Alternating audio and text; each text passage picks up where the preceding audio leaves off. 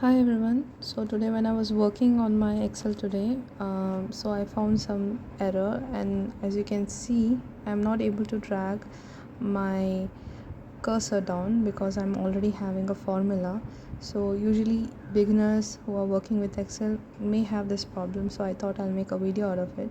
So you see, I'm not able to put that cursor down. So the cursor is in a thick plus sign, so I wanted to drag my data down. For example, if I just write sum and c2 comma c3, and now I want to drag this formula, I am not able to do that.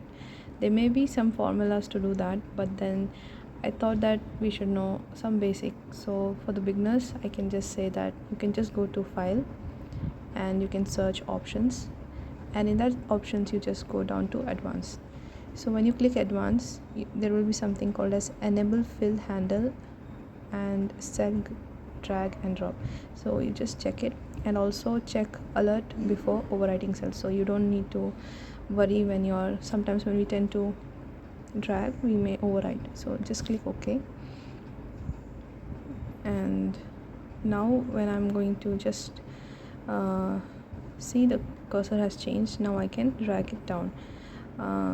See, so that was being locked. So generally beginners, like people who are using, they may scroll it, scroll lock or something and something. So you don't need to worry, you just need to go to the file and then find the options. In that option, just find the advanced and just click this enable fill handle and cell and drop. So yeah, so that's how this will work. I hope I have helped you. Thank you so much.